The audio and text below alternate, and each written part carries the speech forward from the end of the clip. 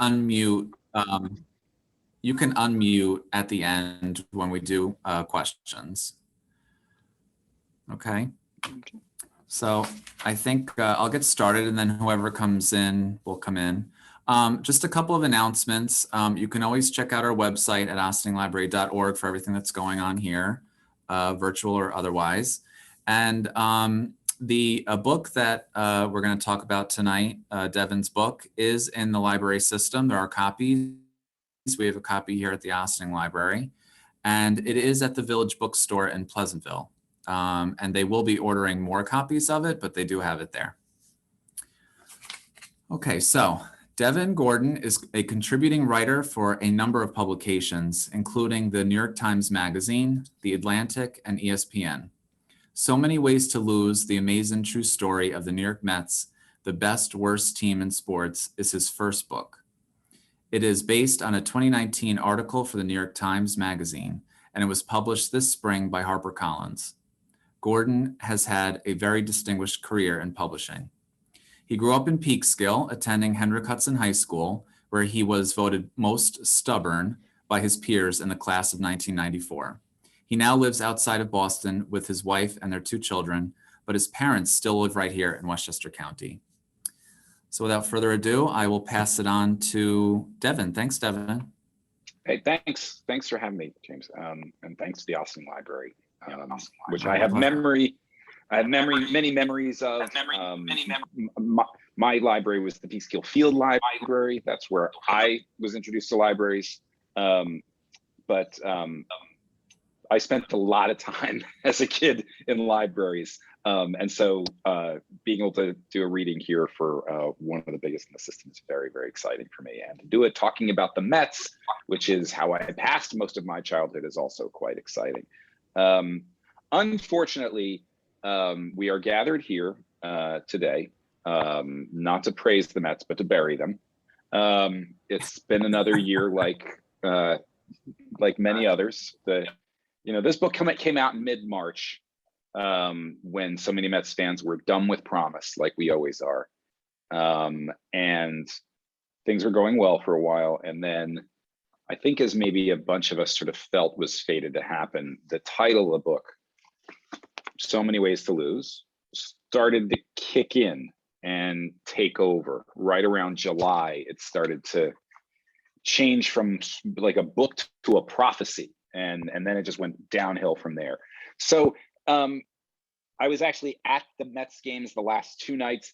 I'm in Boston right now. They were here at Fenway Park, which is, I could almost spit at Fenway Park. And after what happened the last 2 nights, I think I kind of want to.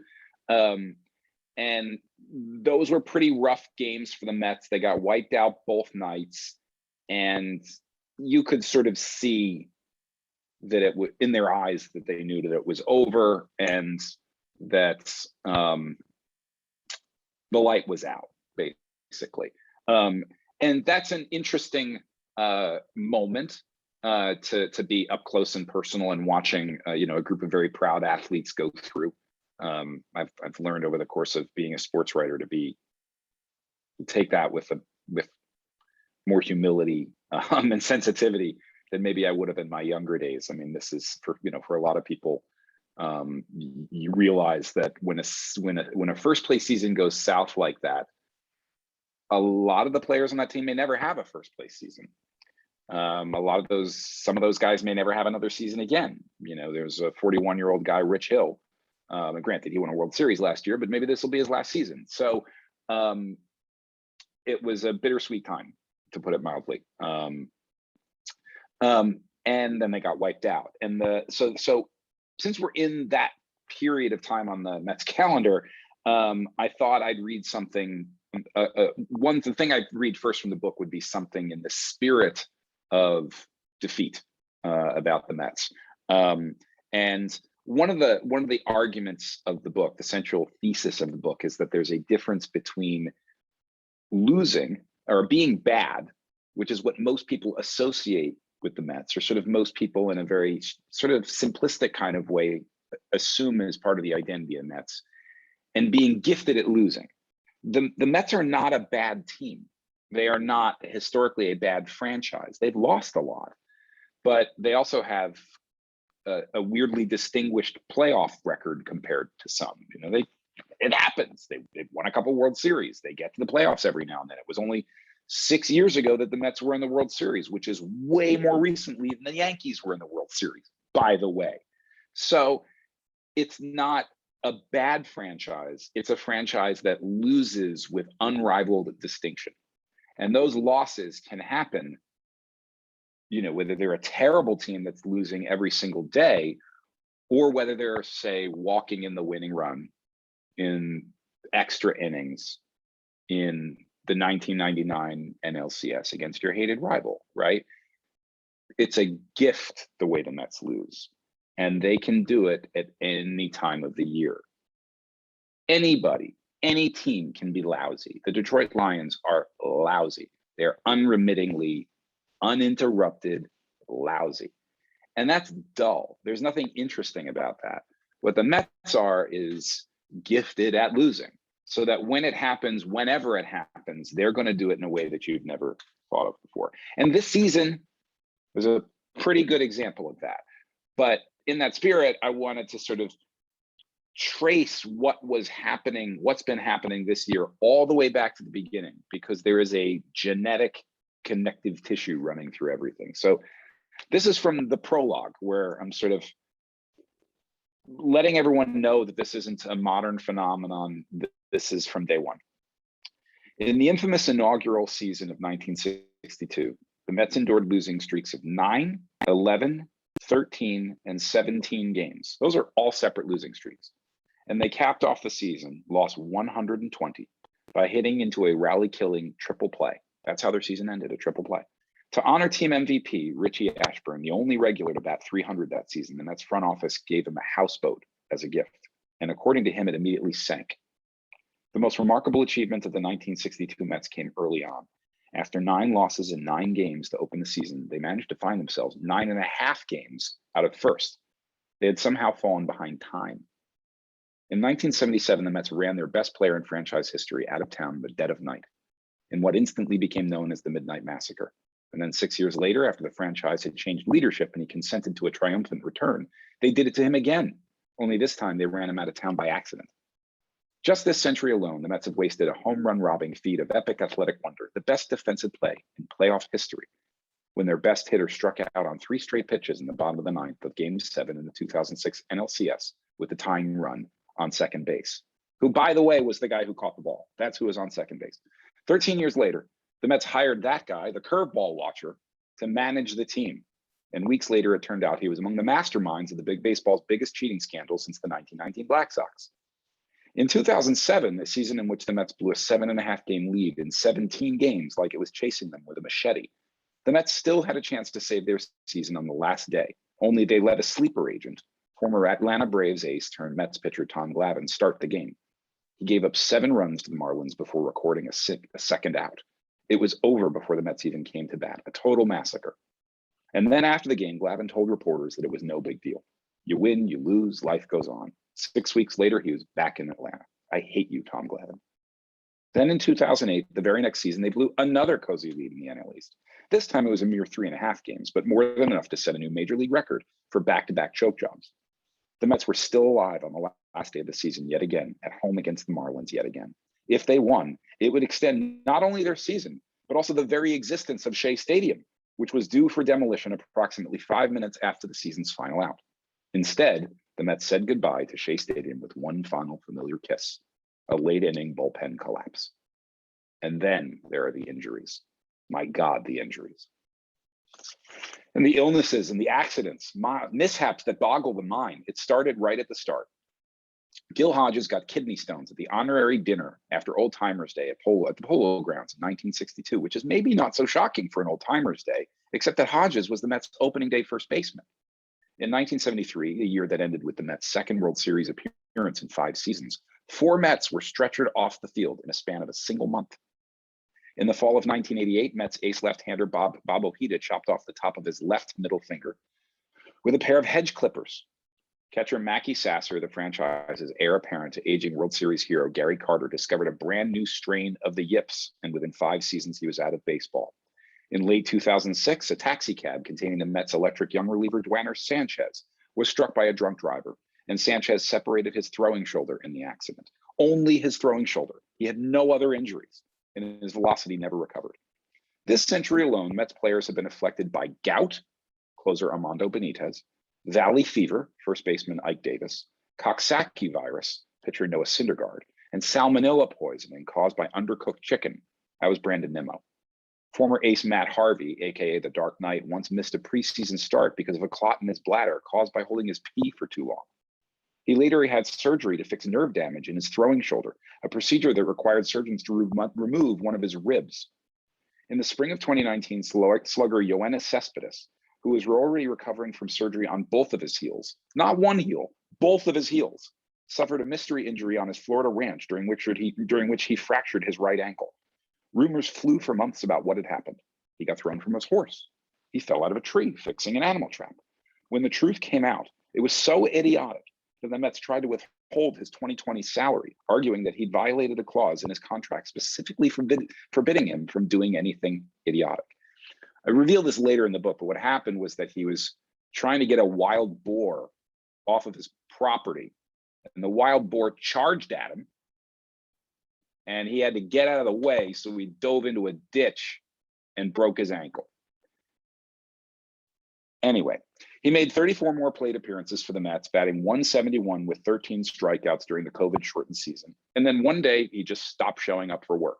Literally, that's how he ended his career with the Mets. He just stopped showing up, didn't tell anyone. They thought he was missing. He just stopped showing up. Mets legends don't fare much better.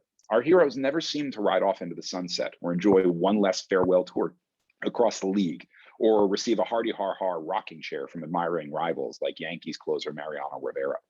Mets heroes in their twilight are lucky to get out with their dignity intact. David Wright's career ended because of the slow deterioration of his spinal column, but in Queens, that qualifies as a graceful exit. No one gets a rocking chair here. Chronically bad franchises tend to have far more of their identity bound up in their title droughts than they realize. Once the Chicago Cubs won the World Series in 2016, their first title since 1908, they became what they've always been, the luxury class franchise on the upscale side of a world-class city. The White Sox are the Mets of Chicago, which is why there's nothing lovable about the Cubs when they're not losing. There wasn't much to love about the Red Sox even when they were losing. Every failure had to have a sloshy, Updikean dimension to it and lots of dark nights of the soul. For God's sake, it's not Bucky Dent's fault that your marriage is a failure. And ever since 2004, when the Sox won their first World Series since 1918, sparing us from hearing about that stupid curse ever again, and then 3 more over the next 14 seasons, they've been an entirely different franchise, helping Boston wrest back from Philadelphia the title of America's most punchable city. The Mets will never have this problem. We will never shed our skin. We are the phoenix that rises from the ashes, only to light ourselves on fire again and go right back to ashes. No matter how good things get, we will always revert back to our Metsy ways, as sure as the flight pattern from LaGuardia Airport over Citi Field starts in the west and ends in the east. Winning can't cure this. In fact, the occasional bout of success is a symptom of the pathology. This is a terminal condition. We are stuck with it forever. So that's how it begins. That's how the book begins, on a happy note. The book is basically a history of the Mets told through the prism of comic, inventive losing, because in many ways that is how the franchise was born. And I don't want to say what it was born to be, because that's not entirely true. They certainly would have been happy if they won, but the circumstances of the Mets' birth did not lend themselves to them having winning genetics in their DNA. The Mets were not built to win. They were not the Yankees, which is built to win major league titles, World Series titles, and make money. The Mets were a penance to a city that had been robbed of the Dodgers and the Giants. They were a solution to a problem. And that solution for a baseball-starved city, by virtue of the way that the Mets were created by an expansion draft, meant that they were destined to be not just bad when they started, but comically bad, epically bad. And the wisdom of the original owner of the Mets, Mrs. Joan Payson, who is herself just an overlooked figure, not just in New York Mets history, not just in New York sports history, but sports history. The first female founder of a pro sports American franchise, Mrs. Joan Whitney Payson, the founder of the Mets, had the unbelievable wisdom to foresee that if the team was going out of its way and trying really hard to win when it had no chance to do that, and had a manager that cracked down and insisted on everyone taking everything seriously, it would get really curdled and soured because the Mets were simply going to lose. And it would be unfun. And there would be no reason to watch this team. And so she had the insight that the team needed to be fun. They needed to be lovable. They needed to be entertaining. It couldn't be about winning. It had to be about the experience, because winning was already off the table. And because of that, she hired a manager named Casey Stengel, who was a hero in New York and one of the most popular men in baseball because he had led the Yankees to 7 titles in the decade of the 50s, and then got fired for being too old. And he was funny, and he charmed reporters. He could tell amazing stories, and he could make the whole enterprise of losing fun. Him managing the team was the equivalent of a retirement tour, farewell tour, like a gold watch.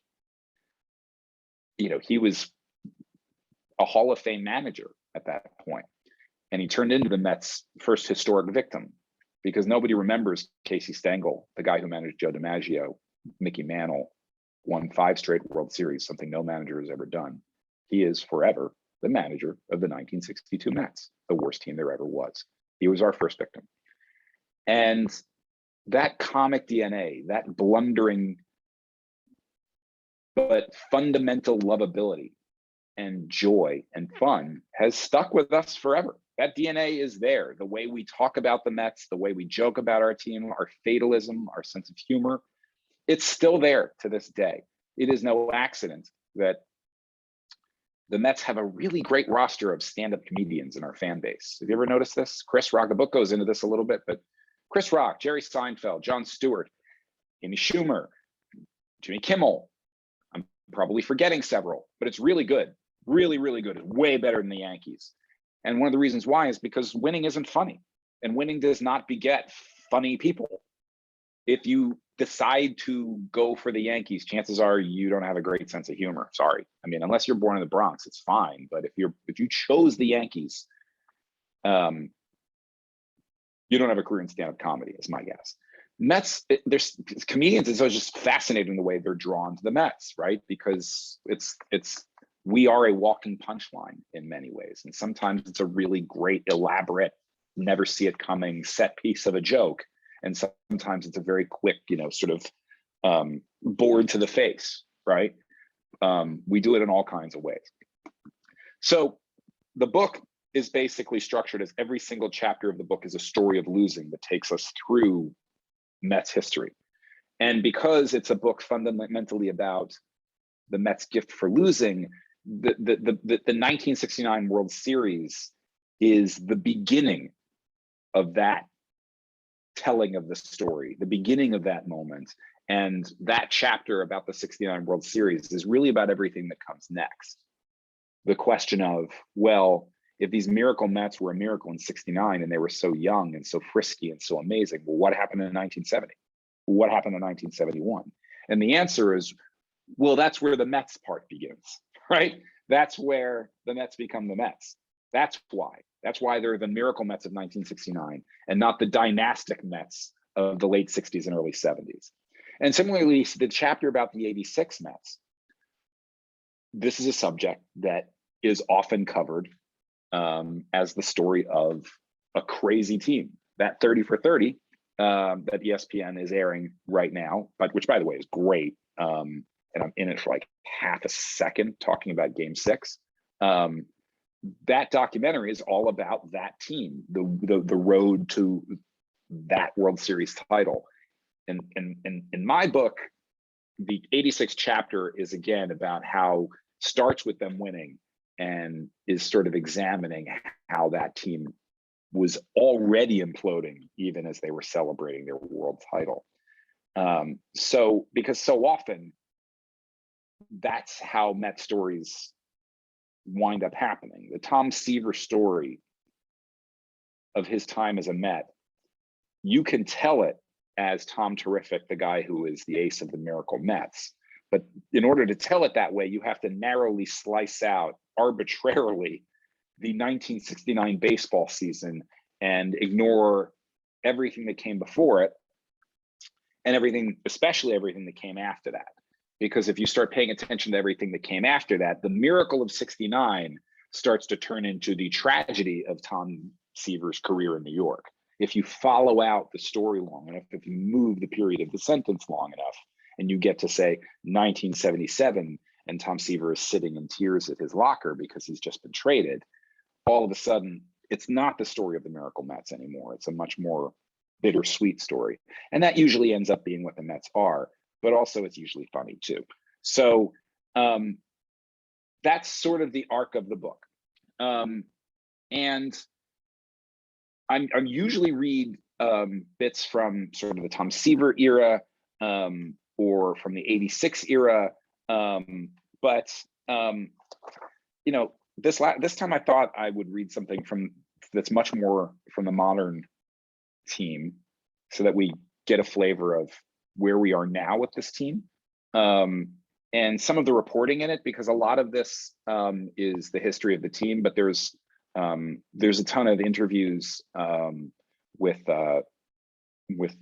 well-known Mets, particularly like specifically chosen Mets characters, not necessarily the biggest and most famous ones.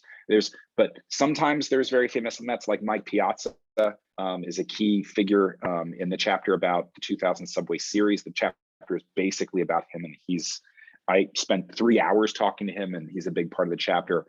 There's a chapter in which Mackie Sasser, the former Mets catcher, is a central figure. And the last chapter in the book is about Pete Alonso. And I spent most of the day with him at the very end of his rookie season, when he had set a major league record for home runs by a rookie. And he was taping a segment for Jimmy Kimmel Live. And the basic idea was, if you're a Mets fan based in New York and watch SNY over the last 20 years, you have probably seen these sort of very lo-fi, sort of DIY advertisements for a place called Grand Prospect Hall in Brooklyn, where this Greek couple urges you to host your wedding or event there. And at the very end, they hold their arms wide open and they say, "We'll make your dreams come true." And it is an institution among Mets fans, this ad, just because it airs like 5 times a game. I mean, I don't know if it still does, because now I'm in Boston and I don't get the local ads. But when I was there until about 2018, it was just, if you walk down the streets of New York and said anything about Grand Prospect Hall, and you said, "We'll make your dreams come true," people would open their arms wide and know exactly what you were talking about, because it was that, it was just an inside joke, something that everyone knew. So Jimmy Kimmel's idea was to get the people who the older couple that run Grand Prospect Hall to make a new commercial to run during Mets games, co-starring Pete Alonso. And so that was what I was there tagging along for. I was there to watch them film this commercial. And the point of the chapter was sort of, well, we're leaving off. It was basically, obviously, the end of the book. We don't know what's coming in the future. As it turns out, what was coming was COVID. But so in many ways, what seemed like the apocalypse was what was next. And of course, you have the Mets coming off Pete Alonso's incredible record-setting Rookie of the Year. So of course, we're all like, this is it. Next year's our year. We've got Pete Alonso. We've got our guy. We finally have the slugger that Tom Seaver never had, that Darryl Strawberry never quite became. We've got our guy.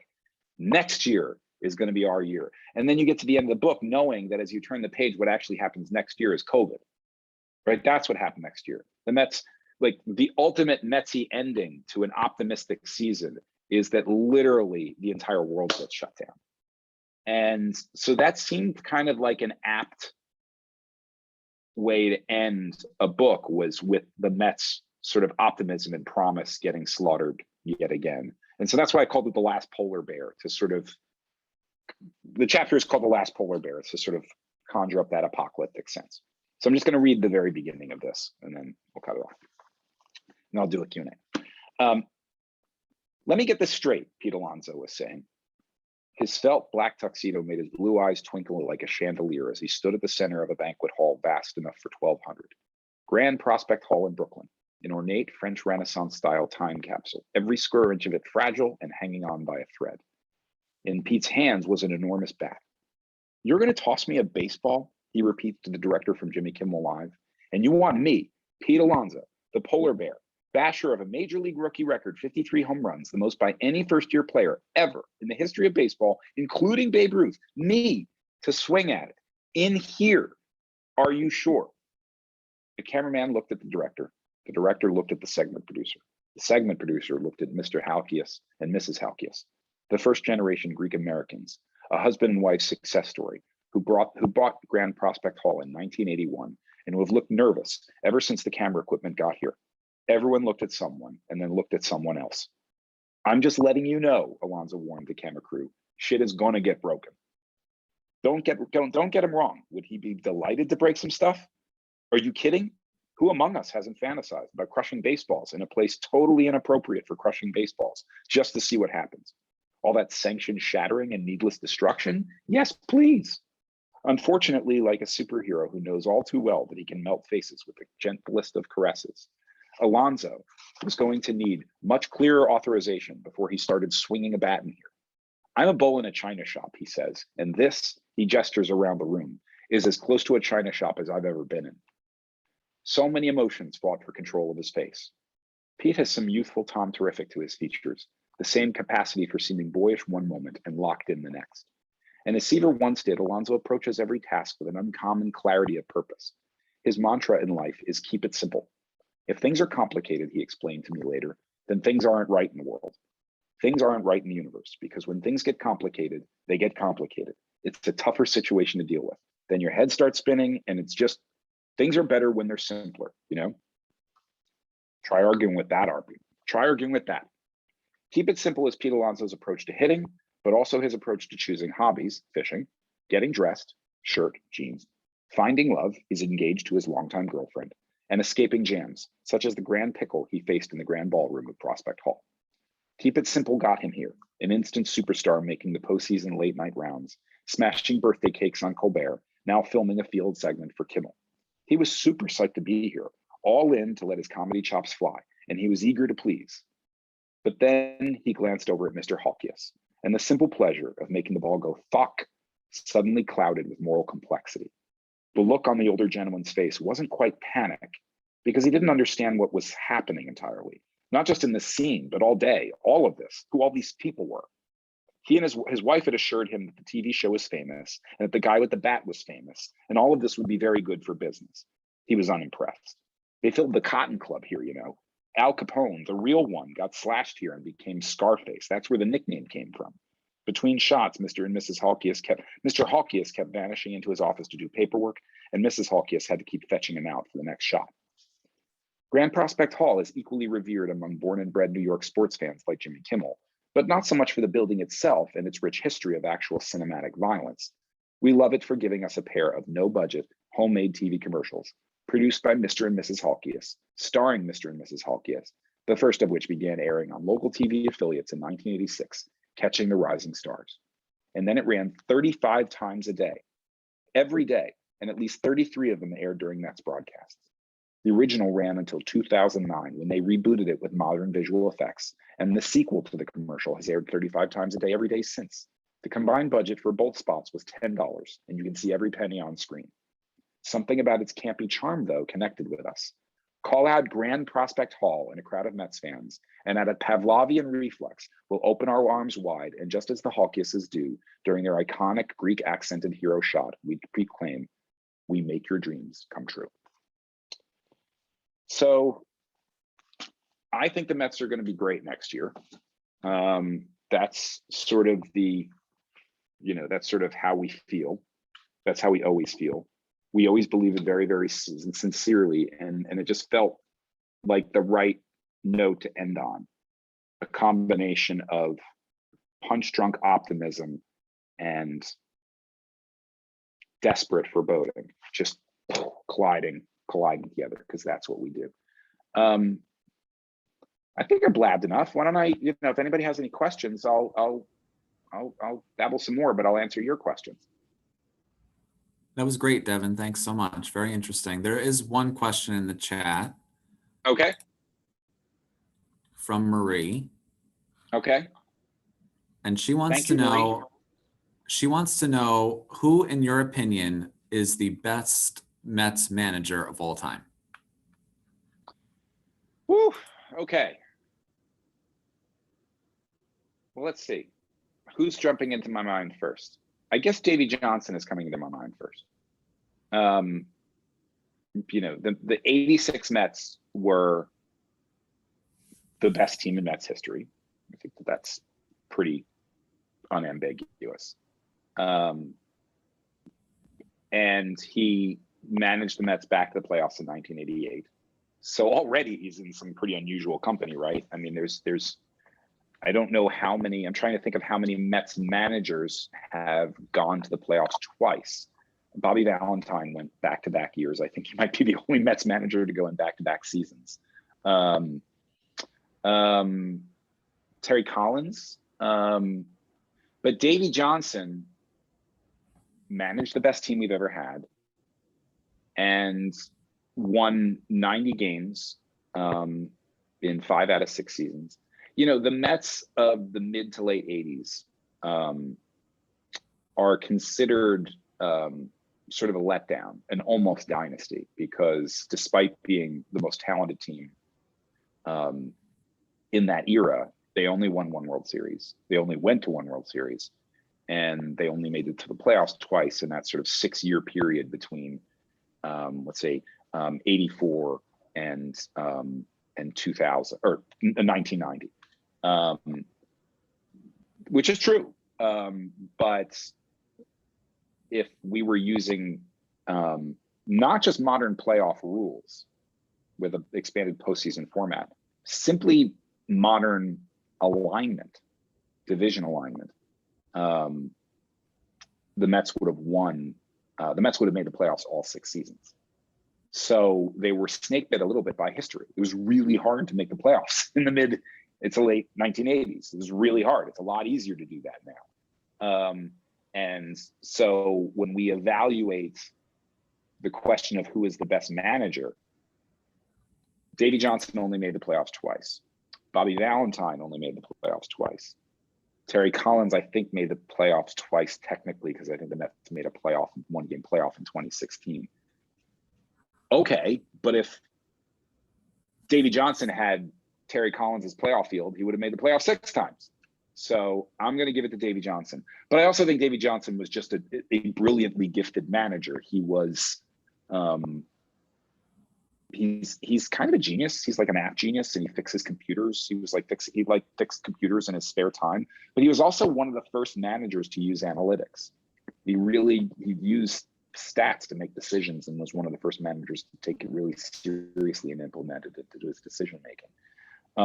And he also just seemed to push all the right buttons with his team. I mean, giving the Mets the day off after they were way too hungover to win the first 2 games of the 86 World Series, is one of the master strokes of managing. And he did things like that all season in 1986. So I think that he made the most impact as a Mets manager. I think Bobby Valentine is probably close second. Bobby V's great. He's also going to be the mayor of Stamford in about a month and a half, by the way. He's going to be the mayor of Stanford. He's probably going to win by a lot. It's crazy. Oh, wow. Marie has another question. Thanks, Marie. You're welcome.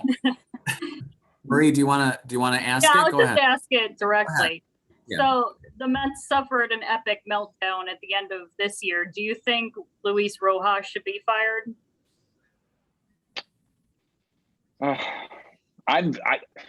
Yeah. I'm constitutionally very patient with managers, usually to my detriment. I think part of it, it's weird. Like, I know most people expect journalists, and most journalists are sort of leap to the cut their heads off. Let's get the back page. Let's get the headlines. It's weird. Like, my vantage point tends to be, because I'm a journalist, I'm sort of very mindful of all that I don't know. And so many times with a manager, especially when you're the manager of the Mets, it's really, really, really hard to unpack what's him and what's, the circus. That being said, I think he's in over his head, and I'm torn, because I think by all accounts, he's a really good guy, and it is abundantly clear that the players really, really like him. It is also abundantly clear the players do not fear him and do not have fires lit under their butts by him. And that suggests that he would be a great bench coach, and maybe a great manager for a team that has Keith Hernandez on it, for instance. You know what I mean? A player like that, a team of veterans that kind of just needs to be insulated and allowed to do what they do. But that's not this team. They don't have that kind of leader in-house. They need it from their manager. And they aren't showing up for him. And and some of the decision making is a real problem. And it seemed like it was going to be a real problem from the beginning. One of the reasons why I tend not to want managers to get fired too quickly is also because I don't, as weird as it sounds, I don't think in-game decisions are actually the biggest part or most important part of a manager's job. Just having been around baseball clubhouses and covered enough sports, particularly baseball, it's not that the game stuff is unimportant, but it's not like he's the only voice there. There's a couple of people to say, hey, maybe you should do this. Like, the bigger part of a manager's job is the 95% that we don't see. And I'm torn only because I feel like he might actually be doing a really good job at a lot of that stuff. It's also just the front office is so dysfunctional. Like, it's so dysfunctional. Like, the team definitely seems like they've run out of gas and they've thrown in the towel. I had somebody, a Mets fan, say to me, well, it looks like they're quitting on him. And I said, I don't think they're quitting on him. I think they're quitting on the front office. I think they like him. I think they think the front office is a bunch of schmoes. And I think they're right. So, all that being said, we can do better. That's the simple fact. The Mets can do better with their manager. So they have to. Did I see a couple more questions flash? It's weird. They flashed and then they go away. Yep. Chris has a question. Okay. Chris, do you want to unmute and ask your question? Sure. When the DH comes to the National League, which I think is probably inevitable at some point, Yeah. Probably sooner rather than later, do you think that will help or hurt the Mets? Thank you. Thank you. First of all, the DH thing and whether it is or isn't coming, it's amazing that we don't know this, right? It seems very likely that the NL will have the DH next season, but it also seems very likely that because of the need to the collective bargaining agreement discussions and some of the other things that are going on, it seems like it's very possible the teams won't know if there's a DH in the National League next season until like February, which is insane. Like, you've already made your team. Like, Major League Baseball is a very strange league right now. And along the way for the collective bargaining thing, like, let's hope we know if there's a DH. Let's hope there's baseball next year. There's a real lockout possibility coming. As for the Mets, I mean, I guess what we're really discussing is it a short-term good? Because I think eventually it'll all even out, right? Like, eventually everybody will just sort of be planning for a DH. I like the way the Mets are built for a DH going into next season. It seems like they're sort of counting on it. One of the frustrations, and I think one of the reasons why the Mets struggled this year ultimately, was a slight misevaluation of their own talent. I think that they looked at players like Dom Smith and Jeff McNeil and JD Davis, and assumed that there was going to be progression, continued progression. And that's always a mistake, because there could be regression. That's just as likely as progression. And in the case of these guys, I think there was a sense that these good hitters had turned into great hitters, and they're just good hitters. And one of the reasons why I'm sort of stupidly excited about next year if they have the DH is because the players that they were starting this year, I'm excited to get them as bench players. Like, I'm not excited for the Mets to go into next season with Dom Smith and Jeff McNeil as fixtures in their starting lineup. But I am very excited for them to get 400 at bats and be the VRs of this team, these sort of super subs of this team. If Dom Smith and Jeff McNeil are on your bench, you got a good team. If they're your starters, you don't got a good team. And I think that that's one of the things that the Mets found out the hard way this year. So next year, when you can have Dom Smith in your lineup as a DH and not as your left fielder, or, by the way, Robinson Cano, Mets fans, remember Robinson Cano? He'll be back next year. And, I think Mets fans are sort of annoyed about that. I think they're thinking about it wrong. Robinson Cano is the greatest. He's the most luxury pinch hitter, utility hitter in Major League Baseball. He's not going to play every day. Robinson Cano is going to DH 50 games a year, and that's going to be amazing. When you have a rich owner, that's how it's supposed to work. You're supposed to have Robinson Cano coming off the bench. I think my aunt just asked what the DH is. It's a designated hitter. It's someone who hits for the pitcher, because pitchers stink at hitting. And right now, only the American League has the designated hitter, and the National League, where the Mets play, the pitcher still hits feebly. You're welcome. There's another question from Marie. She read the book. I love Marie's question. Marie, do you want to unmute and ask your question? What are your feelings on Javi Baez? I mean, he seems to really get the other players fired up. I love him. Stroman too. I mean, I feel like they're good teammates. You named my two favorite Mets this season. Yeah, Stroman's one of my favorites. I love Javi Baez. Javi Baez, I keep thinking of, first of all, when the trade deadline was happening, he was the person I wanted. And I never get the person I want. Never. I always get someone else or whatever. I never get what I want. And if in the rare occasion I do it, I get what I want. It always blows up in my face. But the whole time, after the Mets got Javi Baez, do you know that movie, A Christmas Story? They play it every Christmas. It's the kid, and all he wants for Christmas is the Red Ryder bolt action BB gun or whatever it is. Yeah. And the adults keep saying to him, "You'll shoot your eye out, kid." That's how I felt about Javi Baez. I kept saying, all I want is Javi Baez. All I want is Javi Baez. All I want is Javi Baez. And the adults kept looking at me and being like, "You'll shoot your eye out with Javi Baez, kid. You don't want him." And I'm like, "I don't care. I want Javi Baez." And I got Javi Baez. And I immediately shot my eye out with him, right? He did the thumbs down thing, and it was like, we shot my eye out immediately. And I still love him. He's amazing. I mean, there's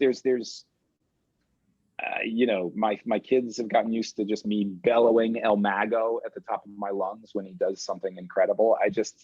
To me, he represents the extra 1% of specialness and baseball genius voodoo that it takes to win a World Series. He's got that thing where you can just see when, you know, baseball is so much a game of averages and trends and large sample sizes. He is the kind of player who wins you a 7-game series where the sample sizes go out the window and you need someone to make a play. And that's him. And that's why I love him. And that's why I love Lindor. I love those two, and I love them together. And if you are telling me I can have that double play combo for the next 5 years, I'm psyched, because they're going to be so much fun. They're going to be a little crazy, but we're the Mets. Like, that's the other thing about Javi Baez. He's perfect for the Mets. Perfect. Because he's so exciting. He's so colorful. And every now and then he is going to do something that is going to make you slap your forehead harder than you've ever slapped it before. And that's us. So let's bring it on, man. Let's get him back. And also, like, there's no reason he should be going anywhere else. Like, if the Mets decide they want to keep him, there's no excuse for him signing anywhere else. Otherwise, what do you have Steve Cohen as the owner for? That's the whole point. If you want him, keep him. Period. Done. Same with Stroman. If you want him, keep him. If you don't complain that he's too expensive. Just don't do that. So that's my vibe on. If Javi Baez does not come back, I will be very disappointed. Yeah. Very disappointed. Is it raining? Well, and Stroman, I feel like he's been most consistent pitcher this year, and he's awesome. And He's a I feel the ferocious same guy. way about him. Yeah. Ferocious guy. And also, I think the Mets are, sometimes we have peculiar dissonances in our mindsets as fans.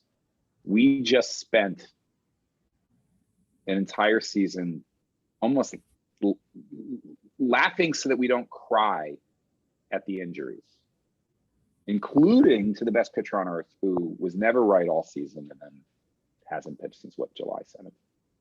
And we're going to complain about the guy on the team who takes care of himself better than anyone on the franchise. Like, you're going to complain about him when this video of him doing, like, 20-second handstands in the outfield because his core muscles are so strong. He's the guy you're going to complain about while Jeff McNeil is out with body fatigue. I think that's you might want to earmuff the kids, but I'm pretty sure that's how they refer to a hangover. Like, it's a weird team.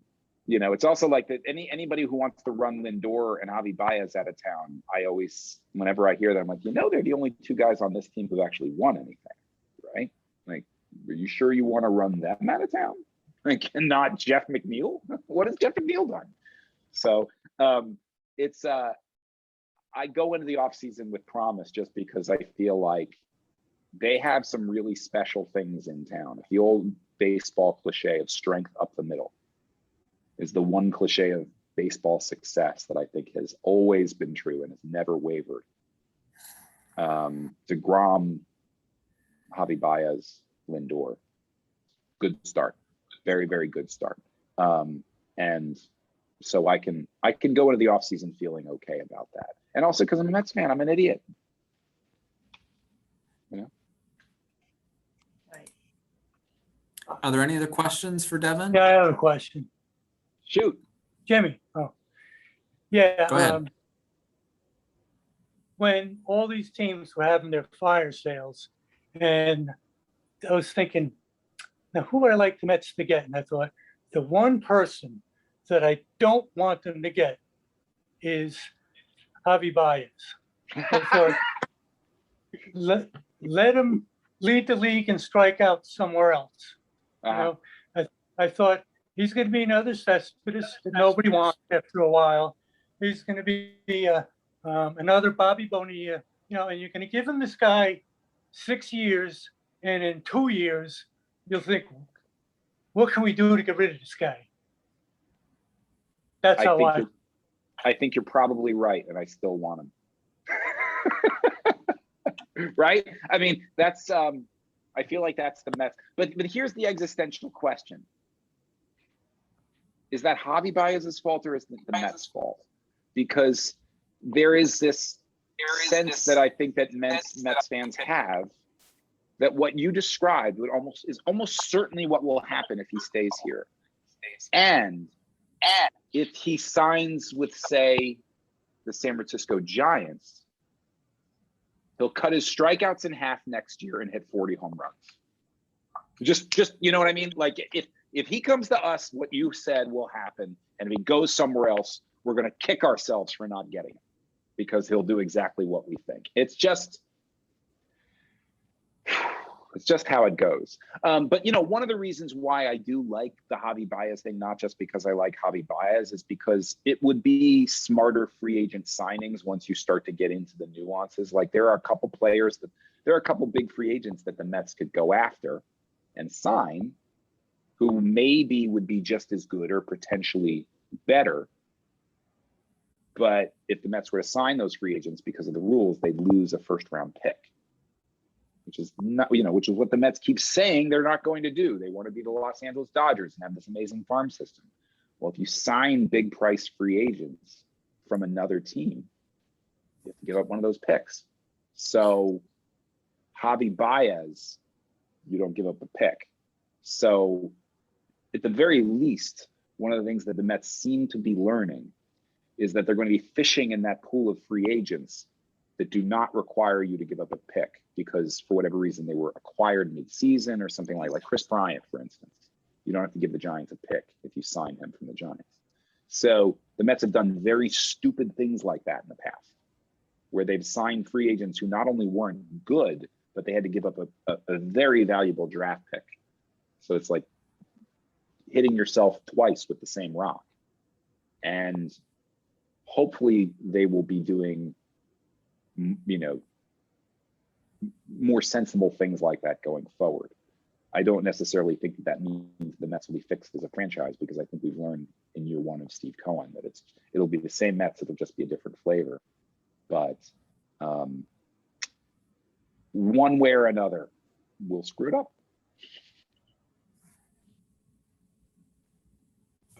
Any other questions for Devin?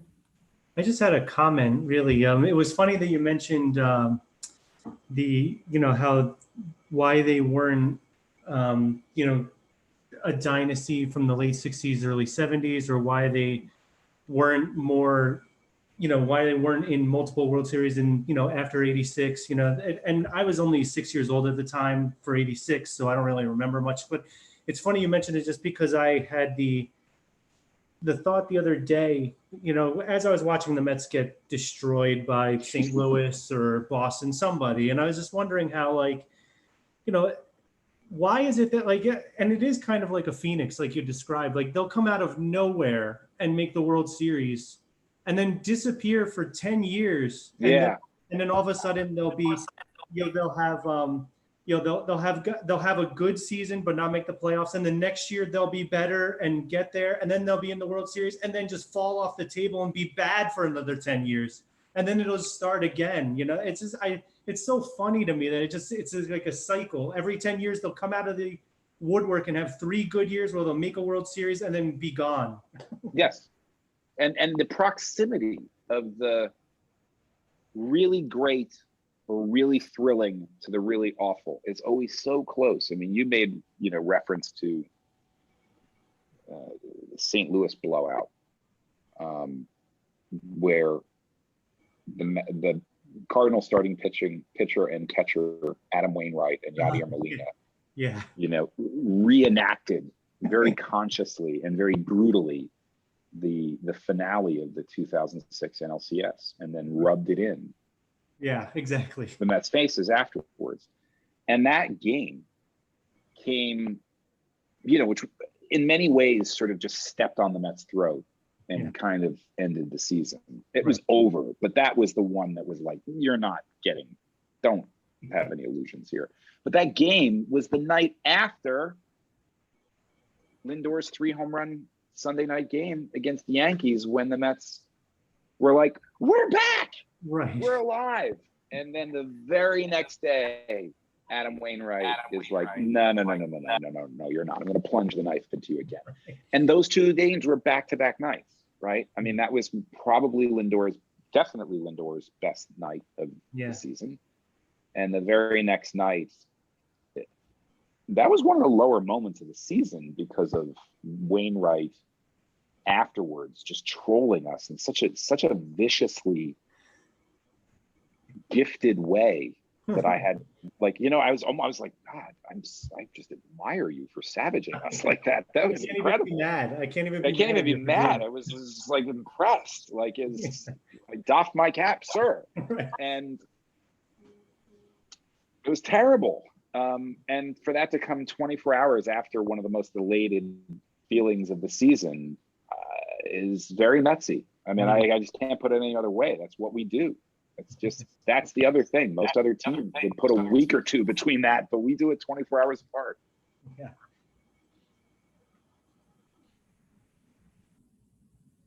All right. Anybody else? Questions or comments? Thank you, guys. No? Thank you for participating and for helping me ride out my question. Yeah, go ahead. In the 1973 World Series, do you think Yogi Berra should have started Tom Seaver in Game 6, or let George Stone pitch? George Stone. I mean, it's funny. I asked Gary. I mean, I was not alive for this. I was -3, but one of my first interviews for this project was Gary Cohen, the Mets broadcaster and docent, like the Mets, like knows everything. And one of the reasons why I wanted to talk to him was not just to get the facts of what had happened before I was born, which I could obviously research, but to get sort of the emotional reality of it. Like, what did people think? What were they feeling at the time? Which is not necessarily something that gets captured in the way the histories get written. And one of the things that I had heard was, that Seaver started, and but a lot of people disagreed, and they thought this guy George Stone should have started. And if you're not present for it, like when you read that, you can be like, wow, really? Like, why do they want George Stone to start over Tom Seaver? Like, are they right about that? Like, and so I wanted to, like, was that what a few people thought, or was that what a lot of people thought? You know what I mean? Like, was that something that people were saying retroactively after it blew up in their face? Or was it something that lots of people really were saying going in, and they were like this? Because you can't really tell that from a history book or a newspaper or whatever, unless you are really talking to someone who lived that experience. And Gary Cohen lived that experience. So I asked him almost exactly what you just asked me.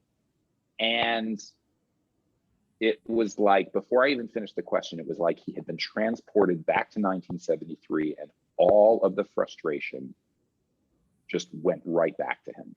He was like, George Stone should have started, and everybody knows it. And Yogi Berra blew that World Series because he was Mr. Magoo. And it was like no time had passed. That's how 1000% certain he was that George Stone should have started the game. And look, again, having not been there, I take his word for it, but I also sort of, having read about it, the logic just seems, it was just such a dumb move. It was so ill-considered.